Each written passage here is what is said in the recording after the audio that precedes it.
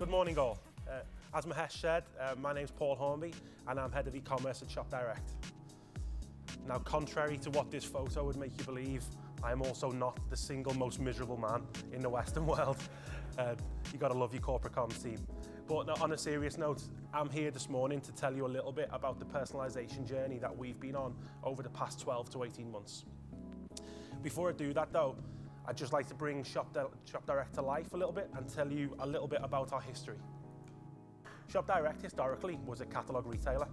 We were actually made up of two big competitive retailers, which was Littlewoods, who were based in Liverpool, and the Gus Home Shopping Group, who were based in Manchester. Now, those guys were big rivals and they were brought together about 10 years ago now to form Shop Direct. Over the past 10 years, we've had a massive business transformation. I think 10 years ago when these organisations were brought together, we sent out 25 million 1,000-page catalogues every single year, and about around 25% of our business was online. At that point, we still had bricks and mortar stores, we had lots of mail order, we had lots of orders being taken through the telephone, but our focus was to try and move towards a pure play retailer model. Fast forward to today, and we're the UK's second largest pure play retailer. We trade across two main power brands of very.co.uk and littlewoods.com. We also have a business over in the Republic of Ireland, which is called Littlewoods Ireland. And exactly a year ago this week, we launched Very Exclusive, which is enjoying its first birthday as we're here now. Very Exclusive is a small, female-only, accessible luxury brand, which has done really well and is offering a different proposition to the very.co.uk brand. Very has been a massive success story. So Very now, it was launched in 2009. It's an over £800 million business on its own and is still growing at around 20% year on year and has done so for the last few years. So we've seen really phenomenal growth, which has powered the overall group to total annual sales of 1.7 billion. It's also worth mentioning that 63% of all of our sales now come through mobile as well. Centred around that growth has been a very consistent corporate purpose. So our purpose as an organisation is to make good things easily accessible for more people. And as an e-commerce team, we've derived from that and we've set our own purpose, which is to make it easy to find us online, so via Google, via retargeting, via paid social, and then for our customers to enjoy the right experience at the right time on the right device. Now that e-commerce purpose, it screams, easy customer experience, friction-free shopping, personalisation, all of the other buzzwords that you'll hear an awful lot. But it is really important to us, and it's something that as a department we take very, very seriously. One other area that we've invested in very heavily is testing. So it's all good standing up on stages like this and telling you that we have a clear e-commerce purpose. But if we don't do something to ensure we stay true to that purpose, then it's not worth the paper that it's written on. So over the last few years, we've invested an awful lot in both qualitative and quantitative research. So this photo is of a UX lab, which we built in the centre of our head office. You may have heard about it before. But we basically said, if our aim was to become truly customer-centric and put the customer at the heart of the organisation, then the easiest way of doing that was to physically put the customer at the heart of the organisation. So every week or two, we have real customers who come in. We can test new ideas with them. We can get their genuine feedback, but we can also put stakeholders in our observation room and let them see how real customers resonate to some of the things that we may want to do. The more qualitative testing also fuels our experimentation program. So to keep us honest and to make sure we understand the impact that we're having on our customers' experience, we've invested quite heavily in an experimentation program over the past few years, which has resulted in us now being able to run around 100 experiments a month. And that's been critical for us. It's changed the culture. It hasn't only been a technology change. We now have our CEO talking about hypotheses. We have people at a very senior level talking about this concept of being brave and failing fast, understanding the value of failure. So around 70% of our tests fail today, but the learnings that we get from that are arguably just as important as the learnings that we get from the things that do work. And that has been critical. It's also been critical as we've moved more and more into the personalisation world. Now, personalisation is very, very important to us. We spoke about this in the past, but the reason that we are really obsessed about the concept of personalisation is because we think it's the best way of making the customer's experience easier. We started personalisation a while ago, along with an awful lot of us, and then about 18 months ago, we got a bit more serious. We launched an acceleration team whose task was to focus specifically on personalising key elements of the journey across all devices. And early on, I'd be the first to admit, we did get seduced by some of the sexier things that didn't really add any value. You know, we would put weather in the header and say, oh, it's raining today. It probably wasn't, because the IP matching was probably terribly wrong, but we tried. It's raining today, why don't you go and buy clothing that is appropriate for it raining? Well, that doesn't really help, it's raining now. You need to understand what the weather's going to be like in the future. And we tried a few bits like that. And then over time, we focused on data-driven and evidence-led personalisation, and have really obsessed on thinking about whereabouts in the journey we can do things that makes her experience easier, and ultimately tries to create an online experience that feels as if she's walked into a bricks and mortar store and had something merchandised just for her, and a shopping assistant who knows the payment methods that she likes and the delivery options that she prefers.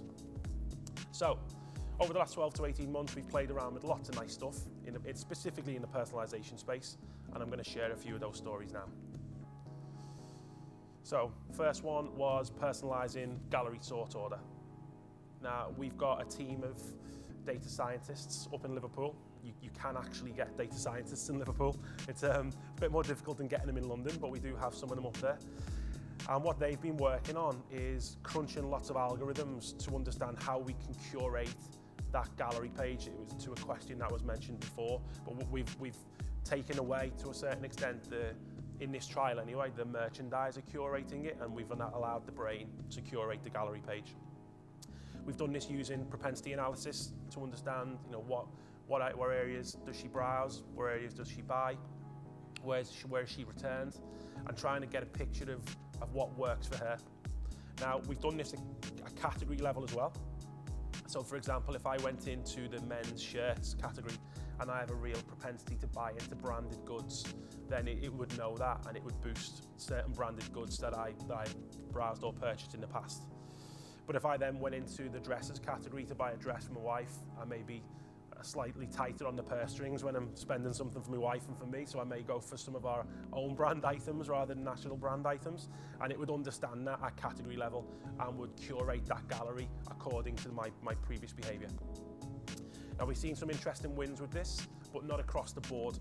I think one of the challenges we've seen in a number of these initiatives is it's quite different to traditional conversion rate optimization, where you make a change, it looks good for everyone, you remove some friction and you roll on.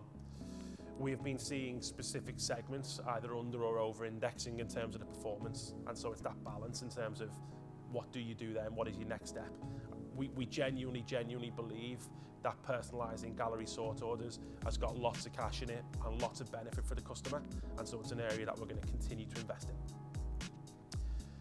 Similarly, we personalised our top nav.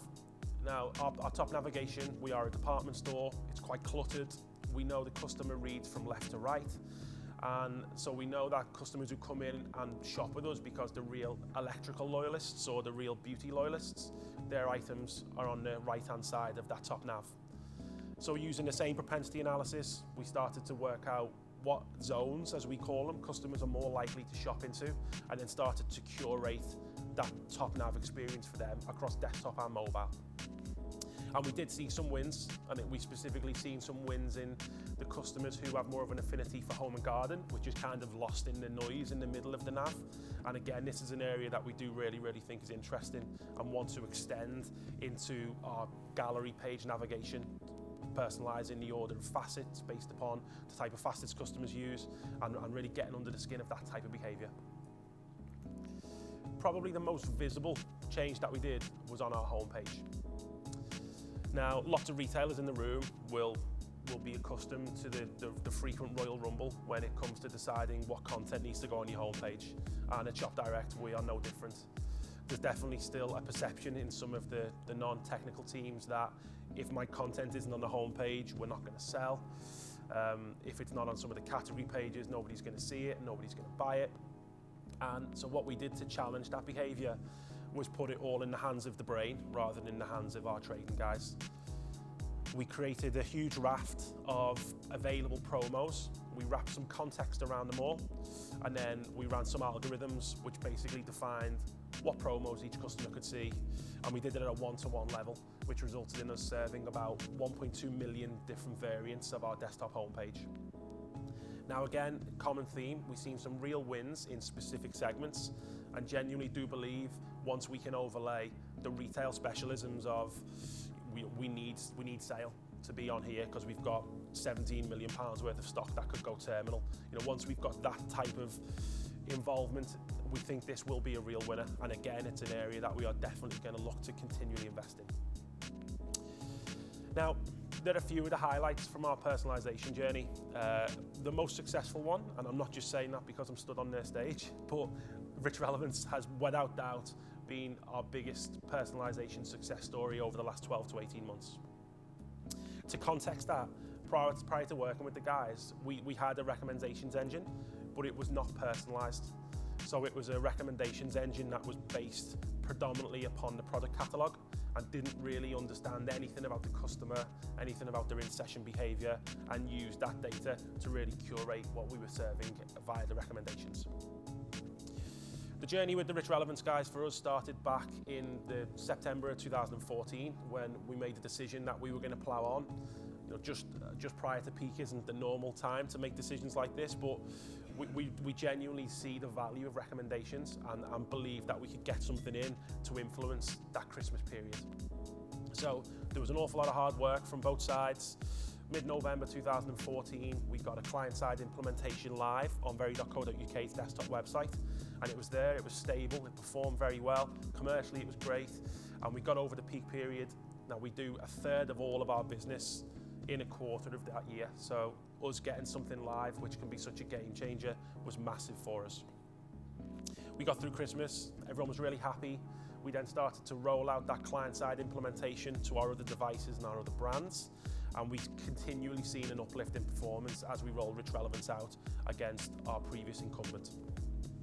Then we moved to the full server-side API-based solution, I'd say end of summer last year, and then September, I think it was last year, we put a specific RichRelevance product feed in, which enabled us to get a richer set of attributes across to the guys for them to utilize with their algorithm and obviously make wiser decisions.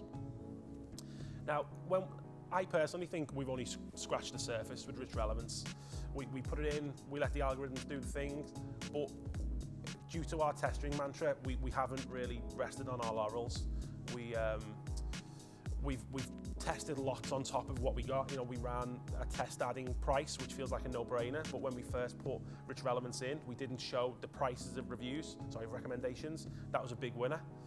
We started to test recommendation slots on an empty basket, because previously a customer would just get an empty basket staring at them, and this proved to be really, really successful. We ran a number of lab testing sessions on our home pages on both mobile and desktop to understand what type of content resonates with customer, and the feedback was that you get banner blindness from banners. You know, that won't be a shock, but customers really do resonate with products as high up the journey as possible, and the heat maps were just off the scale. Even if there was product content further down the fold, customers really resonate with a human face. And so our aim was, let's test different placements that get a contextually relevant set of products for that customer as high up the journey as possible, which we tried in a number of ways on mobile. We tried it on our desktop homepage as well, and we also tried it on all of our top level zone or category pages. Now, we've also tried some stuff that was probably a bit too far. So we put RichRelevance slots all over our product page. It looked like a bit of a fruit machine at times, but we just wanted to understand where that natural level was for the customer. This test was quite interesting. Putting a full horizontal slot of 6 products did not work, but bringing it down to a scrollable block of 3 products really did work. And it's just subtle differences like that we're still trying to get under the skin of. But again, making as long as the right product is in there and the UI and UX is right, and the hierarchy of messaging is right, we are seeing and responding to it really positively again and again. There's been some other bits as well that have helped. So with our previous tool, there was just basic merchandising and retailing pieces that we couldn't do. We used to struggle in the past to coordinate menswear, so the men's tailoring, suits, jacket, waistcoat, shirt, tie, trousers, shoes. We sell them all separately. Our previous engine wasn't smart enough to enable us to pull all those together and present it to the customer in a compelling way. RichRelevance enables us to do that via the advanced merchandising. Basic things like upselling, we used to struggle with. That's really, really stepped on an awful lot in the last 12 months. Collections, so we're a department store. We have an awful lot of furniture that we sell. An awful lot of it is own brand, so nobody else sells it. And we used to struggle to do very, very simple things like bring various collections together, because again, they were all set up as very individual products. This has enabled us to do that, and our cross-selling, real basic stuff like, let's get the right HDMI cable for a TV. That's all stepped on massively. And the results of all of those things are that RichRelevance in the first full year performed 40% better than our previous incumbent, and now accounts for 5% of all of our sales. Now that's, for me, is very encouraging because we haven't even scratched the surface yet. There's lots that we want to do. We need to improve the UI and UX from our side.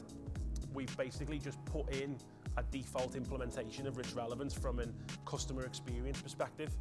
And so there's still an awful lot of legwork that we can do to match the great work that the RichRelevance guys are putting in. And so our focus for the next year is, let's improve the UI and UX, let's make it look nicer, let's make it easier to use. Let's look for new placements for existing strategies. So we are definitely seeing an awful lot of the existing strategies working very well, but feel as if they could work very well elsewhere. We think there's opportunities for new placements and completely new strategies. We haven't even scratched the surface with the variety of strategies available. We really like the idea of when you go into a bricks and mortar store and you have your till tat, which is there by the till, and you pick it up. It's a very easy, cheap, no-brainer additional purchase. We think there's an opportunity for starting to introduce some of that at a specific line level within the basket, but then wrapping that in a really clean user experience of enabling a customer to add it to basket with one click. So we love the idea of that type of stuff. And then just making it easier for customers to interact with these recommendations. So if a customer sees a recommendation on the product page, it's likely that the hero product on that main page is the one that we want them to obsess about. Let's open the recommendations in a quick view window so that they don't have to leave the page. We've built a multi-product quick view window so that we can build outfits within RichRelevance, and a customer can see all of the items within that outfit and add them all to basket at the same time. That also works for our furniture or complete the look, or for a group of related electrical pieces. Like I said, we've developed a single SKU add to basket for real quick purchases like HDMI cables, and we really want to drive this entire experience on whilst the RichRelevance guys and our data science guys continue to drive the algorithms. So for me, we've been on a real personalization journey. The exciting part is we're only just learning what actually does and doesn't work. We've got an awful lot more to do, and I look forward to coming back and telling you more about it in the future. Thank you very much.